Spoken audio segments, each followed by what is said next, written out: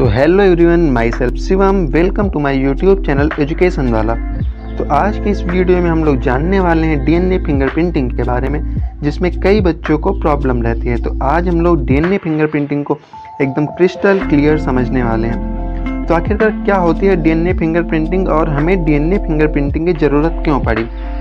आपने कई बार कई मूवीज़ में देखा होगा कि मान लीजिए अगर कोई क्राइम सीन है तो वहाँ से कोई दो ब्लड सैंपल में मिलते हैं। पहला ब्लड सैंपल तो उस विक्टिम का होगा जिसकी डेथ हो गई है या फिर जो भगवान को प्यारा हो गया है, और दूसरा ब्लड सैंपल जाहिर सी बात है मर्डरर का ही होगा। अब ऐसे केस में हमें मान लीजिए दो पर्सन पर शक है कि पर्सन ए या फिर पर्सन बी इसका मर्डरर हो सकता है। तो अब हमें असली मर्डरर का पता कैसे चलेगा।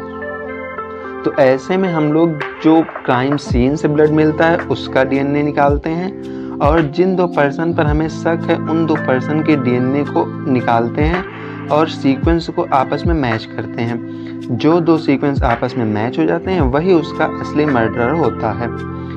और कई केसेज में आपने जैसे न्यूज़ में सुना होगा कि मान लीजिए कोई एक पर्सन है, वो कह रहा है कि ये मेरा बेटा नहीं है।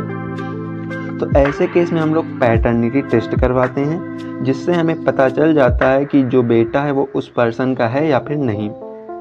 इन सब का बेसिस डीएनए फिंगरप्रिंटिंग होता है। डीएनए फिंगरप्रिंटिंग की डिस्कवरी सबसे पहले सर एलेक्स जेफरी ने 1984 में की थी।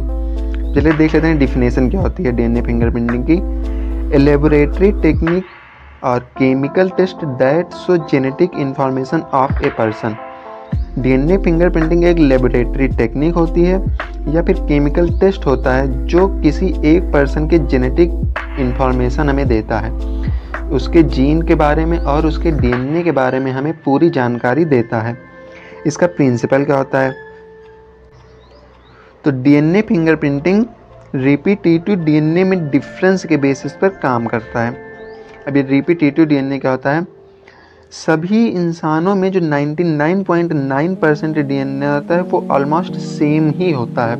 वो चाहे मैं हो, चाहे आप हो, चाहे जो कोई हो, 99.9% डीएनए एकदम सेम होता है। डिफरेंस केवल 0.1% डीएनए में होता है। अब 0.1% डीएनए में कई सारे सीक्वेंस आपस में रिपीट होते हैं और कई बार रिपीट होते हैं। जैसे कि अगर मेरे अंदर ATGC का सीक्वेंस है, कई बार रिपीट हो रहा है, तो किसी दूसरे के इंसान के अंतर्गत ये TGAC हो सकता है। किन्हीं दो में ये आपस में सेम नहीं होगा, और ये सीक्वेंस कई बार रिपीट होते हैं, इसीलिए इसे हम लोग रिपीटेटिव डीएनए कहते हैं। अगर किन्हीं दो इंसानों में ये सीक्वेंस सेम हो गया तो उसमें इसका नंबर डिफर हो जाएगा। अगर पर्सन ए में इसका नंबर 200 है तो पर्सन बी में इसका नंबर 205 हो जाएगा। अब हम लोग रिपीटेटिव डीएनए और बल्क डीएनए को आपस में सेपरेट कैसे करेंगे। तो इसके लिए एक प्रोसेस होता है सेंट्रीफ्यूगेशन। सेंट्रीफ्यूगेशन में हम लोग डीएनए को डाल देते हैं और इसे रोटेट करते हैं। तो इससे जो भारी वाला डीएनए होता है, जो हमारा बल्क डीएनए होता है, वो नीचे बैठ जाता है, और जो हमारा रिपीटेटिव डीएनए होता है वो ऊपर आ जाता है, जिसे हम आसानी से अलग कर सकते हैं। अब ये रिपीटेटिव डीएनए होता है, ये जब कई बार आपस में रिपीट हो जाता है तो इसे हम लोग सैटेलाइट डीएनए भी कह सकते हैं। अब इस सैटेलाइट डीएनए के बारे में चलिए थोड़ा और जान लेते हैं। सैटेलाइट डीएनए को हम लोग base composition, length of segment और नंबर ऑफ रिपीटेटिव यूनिट के अकॉर्डिंग दो पार्ट में डिवाइड कर सकते हैं, माइक्रो सैटेलाइट और मिनी सैटेलाइट। माइक्रो सैटेलाइट में 80 बेस ज़्यादा होते हैं मेजर मात्रा में, और जो मिनी सैटेलाइट होता है उसमें GC की मात्रा ज़्यादा पाई जाती है। जो माइक्रो सैटेलाइट होता है उसमें 2 से 6 बेस पेयर आपस में बार बार रिपीट होते जाते हैं। जैसे कि ATG, ये 3 बेस पेयर हैं, यही बार बार रिपीट होंगे। इसी तरह से ये नंबर 2 से 6 के बीच में वैरी कर सकता है। मैंने आपको 3 बेस पेयर का एग्जाम्पल लेके बताया है। इसी तरह से 2 से 6 के बीच में 2, 3, 4, 5 या 6 कुछ भी हो सकता है। अब जो मिनी सैटेलाइट होता है उसमें 10 से 100 बेस पेयर इसी तरह आपस में रिपीट होते हैं। हम लोग डीएनए फिंगरप्रिंटिंग में मिनी सैटेलाइट का यूज करते हैं, जिसे हम लोग कहते हैं VNTR। VNTR की फुल फॉर्म क्या होती है। Variable number of tandem repeat. तो ये तो हो गई हमारी प्रिंसिपल और डिफिनेशन डीएनए फिंगरप्रिंटिंग। अब चलिए डीएनए फिंगरप्रिंटिंग का हम लोग प्रोसेस शुरू करते हैं। पहले तो उसके स्टेप देख लेते हैं।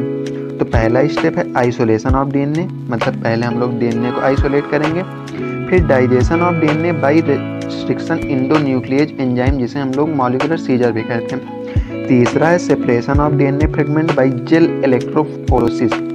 चौथा है सदर्न ब्लॉटिंग। पांचवा स्टेप है hybridization using probe. Last step है आउटो रेडियोग्राफी। तो चलिए अब हम लोग सभी स्टेप्स को 1 बाय 1 करके डिटेल में समझ लेते हैं। मैं अभी एक केस एज्यूम करके चल रहा हूं कि एक कमरे में मर्डर हुआ है और इस कमरे में हमें 2 ब्लड सैंपल मिले हैं।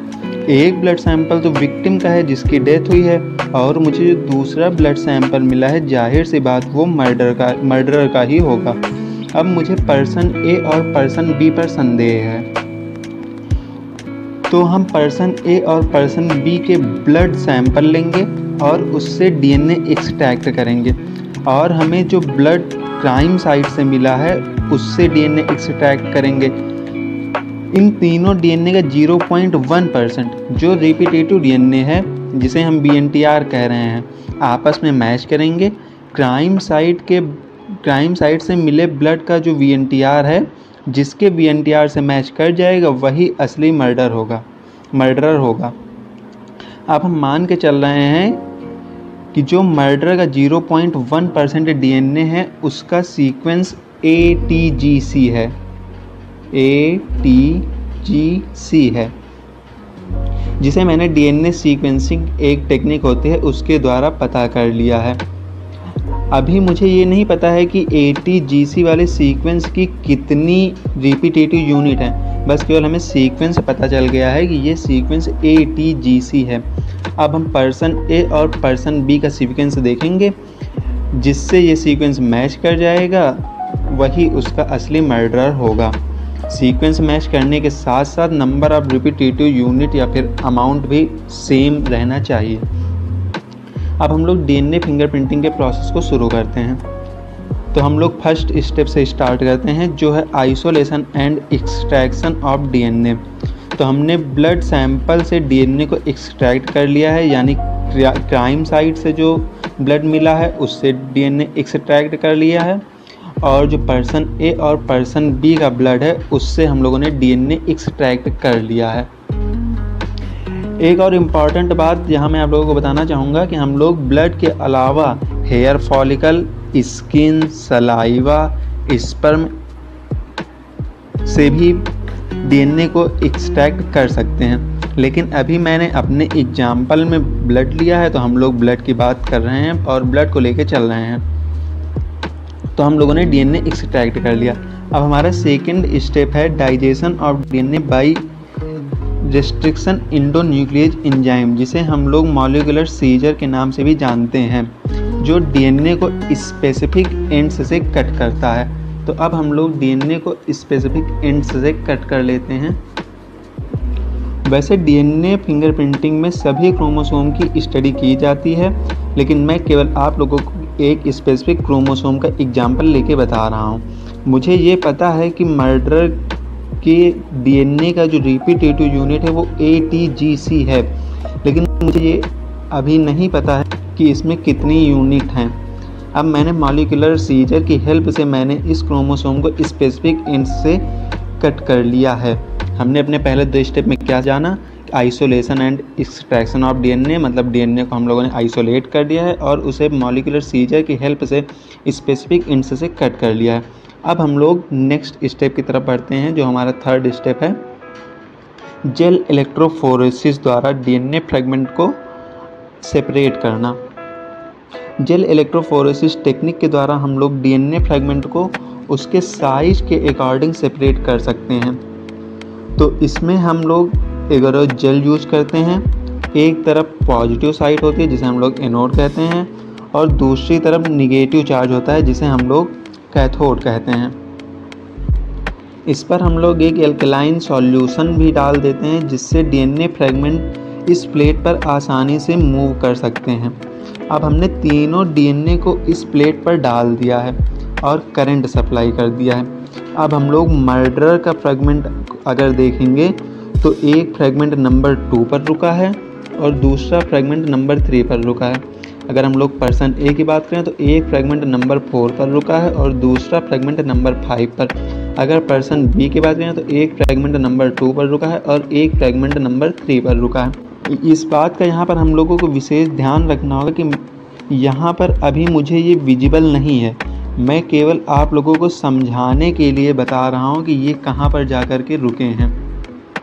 जब प्रैक्टिकली ये लैब में होगा तो जो साइंटिस्ट होंगे उन्हें अभी ये विजिबल नहीं होगा। मैं केवल आप लोगों को समझाने के लिए बता रहा हूँ कि ये फ्रेगमेंट इस नंबर पर जा कर के रुके हैं। अब हमारा अगला स्टेप यानी जो चौथा स्टेप है वो है सदर्न ब्लॉटिंग। अब हम लोग सदर्न ब्लॉटिंग में जेल इलेक्ट्रोफोरेसिस प्लेट के ऊपर नाइट्रोसेलुलोज या नायलॉन की शीट रख देते हैं, जिससे ये पेपर इन डीएनए फ्रेगमेंट्स को एब्जॉर्ब कर लेता है। यानी जो डीएनए फ्रेगमेंट हैं वो पेपर पर एब्जॉर्ब हो गए हैं। तो ये हमारा नाइट्रोसेलुलोज पेपर है जिस पर डीएनए फ्रेगमेंट एब्जॉर्ब हो गए हैं। अगर बात करें मर्डर की तो नंबर 2 और नंबर 3 पर, पर्सन ए में नंबर 4 और नंबर 5 पर, पर्सन बी में नंबर 2 और नंबर 3 पर डीएनए फ्रेगमेंट एब्जॉर्ब हो गए हैं। अभी भी मुझे ये दिख नहीं रहा है, मैं केवल समझाने के लिए बता रहा हूँ कि यहाँ पर रुके हैं। तो ये इसी प्रोसेस को हम लोग सदर्न ब्लॉटिंग कहते हैं। तो सदर्न ब्लॉटिंग की डिफिनेशन क्या हो जाएगी? The process of transfer of DNA fragment from gel electrophoresis plate to nylon membrane और nylon sheet is known as Southern blotting. अगर हम लोग आरएनए में बात करेंगे तो आरएनए में हम लोग इसे बोलते हैं नॉर्दर्न ब्लॉटिंग। अगर हम लोग प्रोटीन की बात करेंगे तो प्रोटीन में हम लोग इसे बोलते हैं वेस्टर्न ब्लॉटिंग। प्रोटीन के केस में याद रखने की बहुत सिंपल सी ट्रिक है, पी से प्रोटीन और W for western blotting, P for protein. तो पी डब्ल्यू से हम लोग बहुत ही ईजिली याद रख सकते हैं, P for protein, W for western blotting. तो अब हम लोग 5th स्टेप की तरफ चलते हैं जो है hybridization with radioactive probe. अब हमें जो मर्डर के 0.1% डीएनए से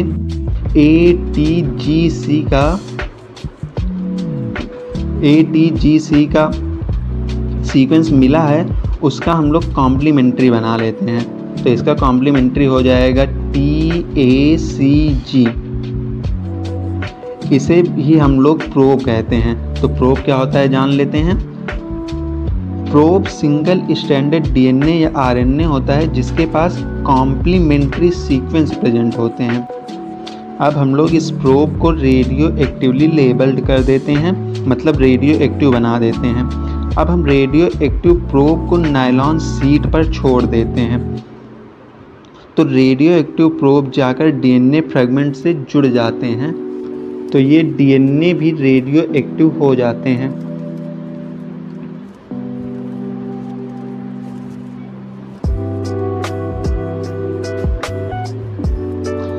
अब हम लोग डीएनए फिंगरप्रिंटिंग के लास्ट स्टेप पर आ जाते हैं जो है ऑटो रेडियोग्राफी। अब ऑटो रेडियोग्राफी क्या होता है जान लेते हैं।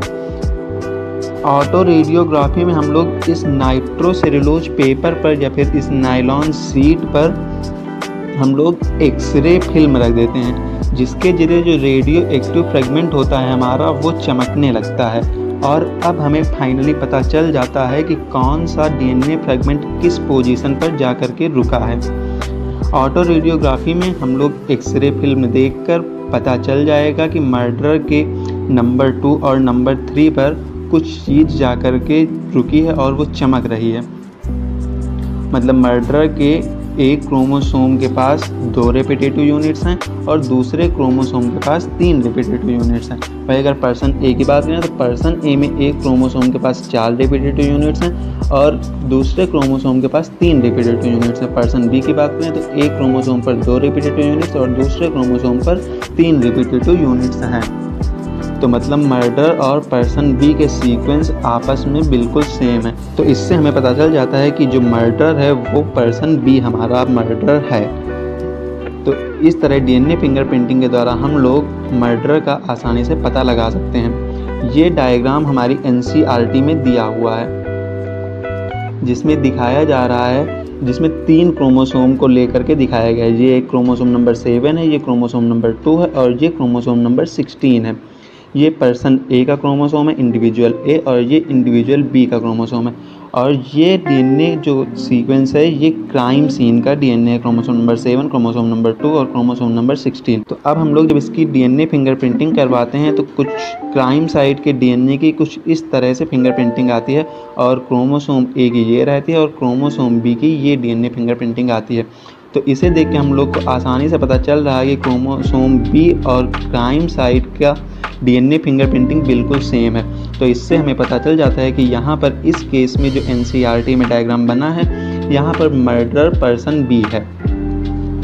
उम्मीद है आप लोगों को डीएनए फिंगरप्रिंटिंग अच्छे से समझ में आई होगी। अगर डीएनए फिंगरप्रिंटिंग आप लोग को अच्छे से समझ में आ गई है तो आप लोगों के अंदर भी सीआईडी वाले कुछ गुण आ गए हैं। अगर वीडियो अच्छी लगी हो तो वीडियो लाइक करें, शेयर करें और चैनल को सब्सक्राइब करें। Thank you for watching.